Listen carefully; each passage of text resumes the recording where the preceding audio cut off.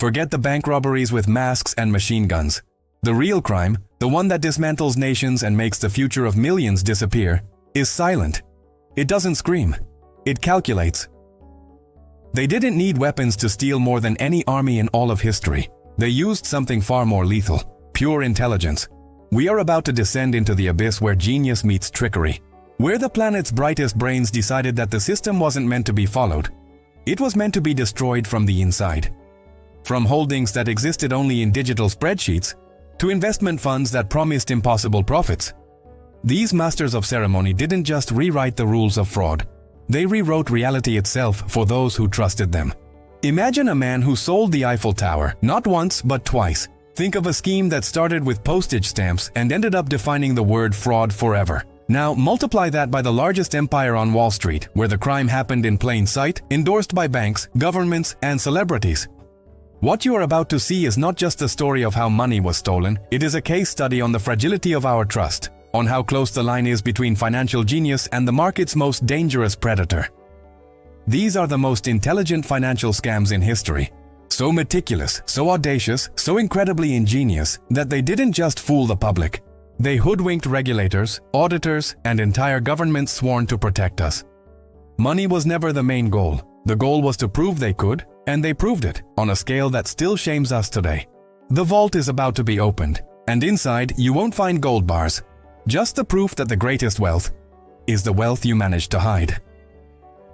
Case 1. Charles Ponzi, the archetype of perfect deception.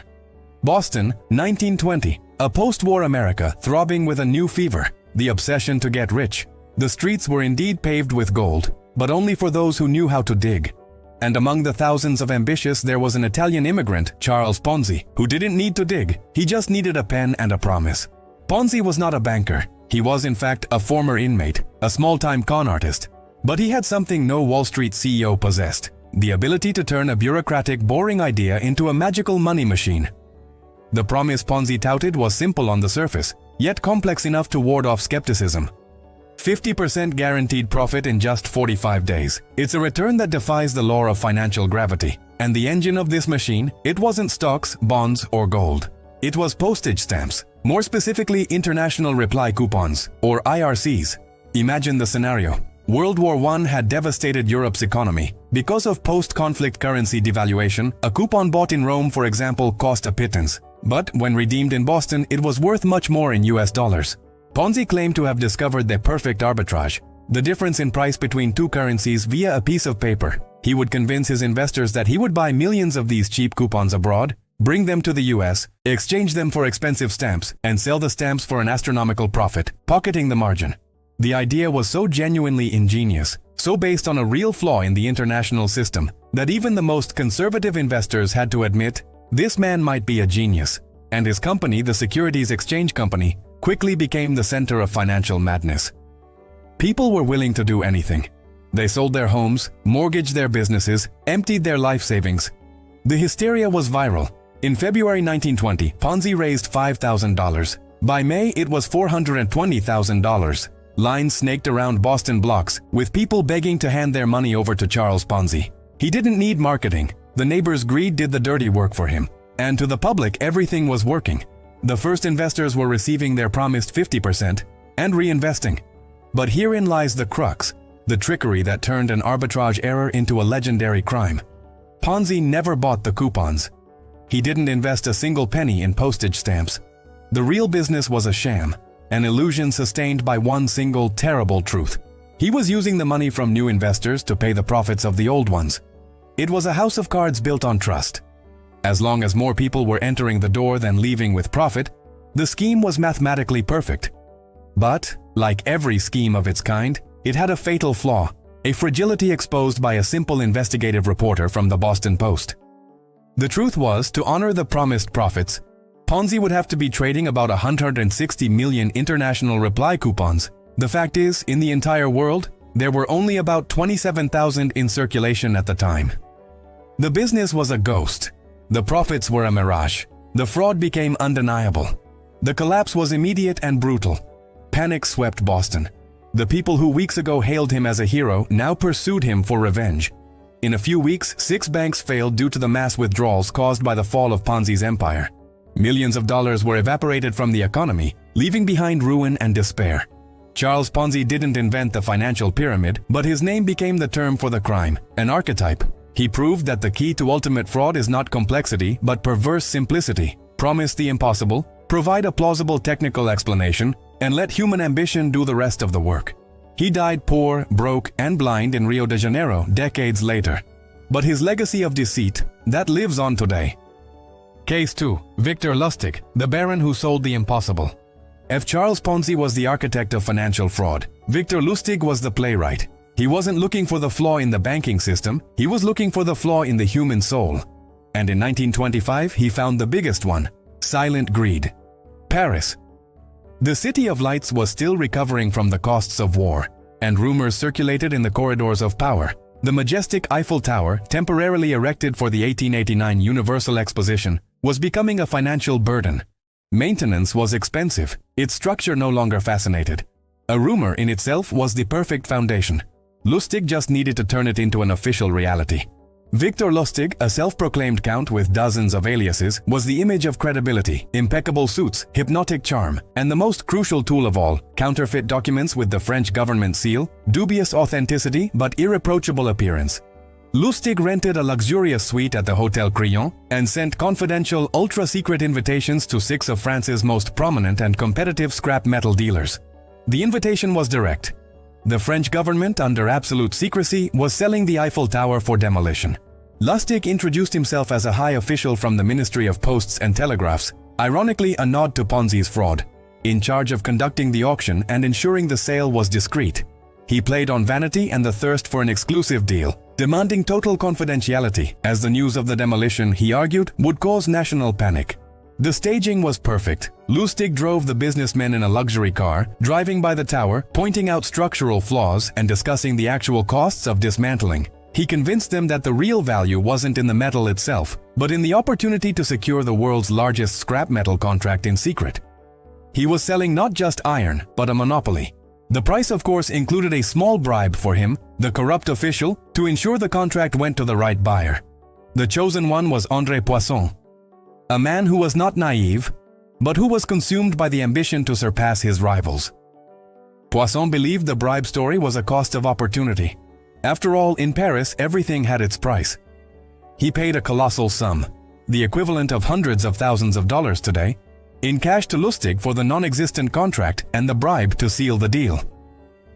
Victor Lustig took the suitcase full of money, boarded a night train to Vienna, and awaited the result. What he feared most was scandal. But he was wrong. When André Poisson finally realized he had been duped, when he tried to take possession of the tower, and found only the perplexity of the City Hall officials, he did exactly what Lustig had predicted: nothing. Poisson was so mortally embarrassed to have fallen for such a theatrically obvious scam that he preferred to bear the loss and the ridicule than to publicly admit he had been the perfect victim. The victim's silence was the scammer's guarantee. And here is the masterstroke. Months later, knowing his identity and scam would never be reported, Victor Lustig returned to Paris. With the same composure, the same forged documents, and the same charm, he gathered another group of scrap metal dealers and sold the Eiffel Tower a second time. The second victim was smart enough to warn the police, but Lustig sensed the danger and fled before being captured, leaving behind a trail of elegance and incredulity. The Eiffel Tower scam wasn't about money, it was about the engineering of credibility. It was proof that greed and shame are the perfect combination to turn the most absurd deceit into a well-kept secret. Victor Lustig proved that if you can build a lie with enough detail and tap into your target's ego, the target himself will do everything to protect your lie. Case 3. Bernie Madoff, the final illusion of Wall Street. Almost a century has passed since Charles Ponzi. Fraud has evolved. Pyramids have left post office counters and moved into the crystal and marble suites of Wall Street. In 2008, the world believed the financial system was impenetrable. They were wrong. History's biggest scam was being orchestrated in plain sight, in the nervous heart of global capitalism, by a man who personified American success, Bernard Lawrence Madoff. Madoff was not a street charlatan, he was the establishment, former chairman of the Nasdaq, founder of one of the most respected brokerage firms, philanthropist, and member of New York's most exclusive social circles. The elite, bankers, celebrities, charity foundations, and even other banks begged to invest with him. His product was not a profit too high to be true, but a profit too consistent to be possible. While the market soared and plunged in panic, Madoff's fund delivered a smooth, predictable, and modest annual return, about 10 to 12% a year. This didn't generate savage greed, but rather unwavering confidence. His secret, he claimed, was a split-strike conversion strategy, a technical term complex enough to sound brilliant and discourage questions. Madoff sold the idea that his intelligence had overcome risk. But just like Ponzi, Madoff didn't invest. There were no trades. There were no profits. His wealth management firm was a sham operated on a restricted secret floor of his office, managed by a minimal team without an independent custody license, and audited by a small, obscure firm operating out of a tiny office. It all came down to a single spreadsheet. For at least 2 decades, Madoff pretended that Bernard L. Madoff Investment Securities was a high-performing fund. He issued counterfeit statements with perfectly invented numbers, showing transactions that never occurred.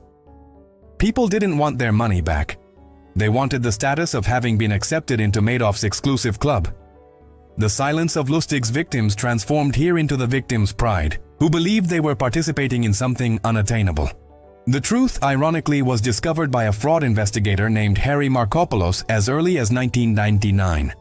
Markopoulos spent years sending detailed reports to the SEC, the American CVM, showing the mathematical impossibility of Madoff's returns. He claimed, "The profits are so stable that the only way to achieve them is by lying." The SEC, blinded by the financier's reputation and simulated complexity, ignored all warnings. The house of cards only collapsed with the arrival of the 2008 financial crisis. When real fear hit Wall Street, even the most confident wanted to cash out. In December of that year, Madoff was confronted with redemption requests of $7 billion. It was impossible to pay. In a moment that would be marked in the history of crime, Bernie Madoff confessed to his sons, "It's a fraud, basically a big Ponzi scheme." The value of the whole was unbelievable, over $65 billion in nominal losses. It was the largest pyramid scheme in world history. Thousands of lives destroyed. Retirements evaporated. Madoff's scam was not just a financial crime. It was an act of institutional betrayal that proved that when ambition meets reputation, system vigilance fails. Madoff was sentenced to 150 years in prison. He died behind bars. But the legacy of his fraud endures. The modern scam doesn't need stamps or a tower.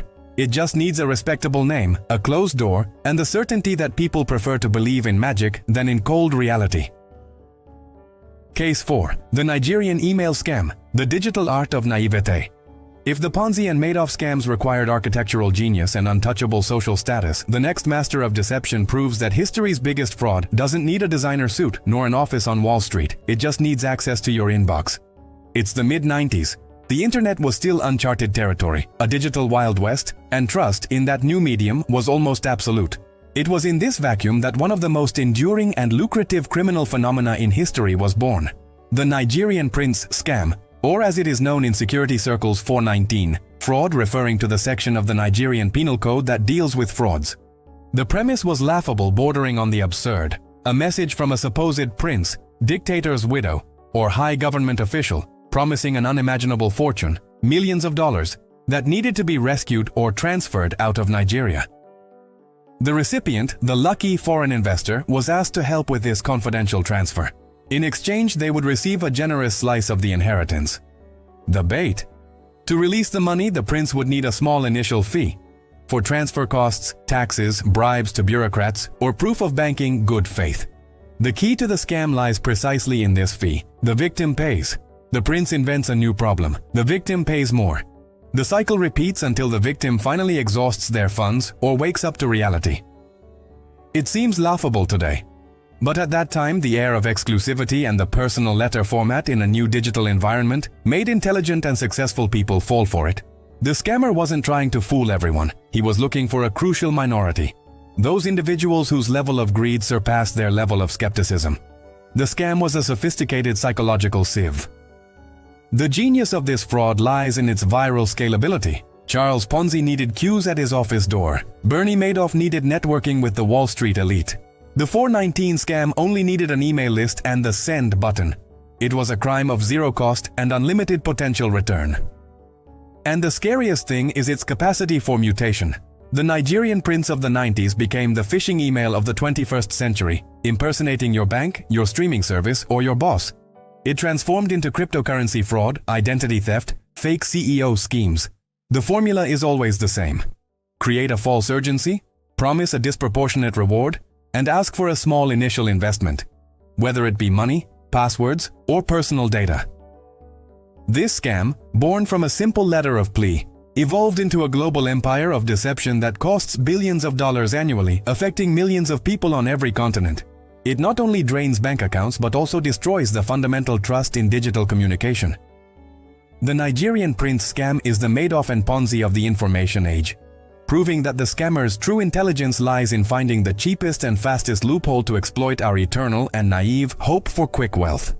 We've covered a century of deceit, from Charles Ponzi's stamps to the $65 billion evaporated by Bernie Madoff, and the theatrical audacity of Victor Lustig, who sold monuments.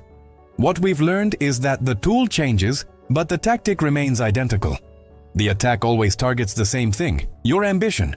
The true genius of these masters of deception was not in falsifying balance sheets, but in the engineering of credibility. They built perfect narratives that disarmed the skepticism of the most experienced victims. Madoff sold security in a risky market. Lustig exploited the greed for an exclusive deal. The Nigerian prince sold the magical opportunity to be a hero. The scam only works because, deep down, most people are willing to suspend disbelief when the promise is tempting. Fraud feeds on our human need to believe in something too big, something too fast. When the risk is minimized and the return is maximized, it's time to raise the alert. That is the universal red flag. History coldly teaches us that every great fraud begins with something that sounds too intelligent to fail. Money can be stolen, but the greatest betrayal is the one that occurs against your own judgment. Trust is the most valuable currency in the market, and it's the first thing a scammer seeks to steal. Because in the world of finance, intelligence and deception often look alike, act alike, and dress alike. And we only discover the difference when the lie can no longer pay for itself. Fortunes crumble into ashes. But the lessons, those remain. Which of these masters of manipulation impressed you the most with their pure audacity? And which modern scam today do you think is just a Ponzi in disguise? Comment your theory below. Subscribe to the Hidden Hoards Files to uncover more hidden stories of money, power, and the human flaws that move the world.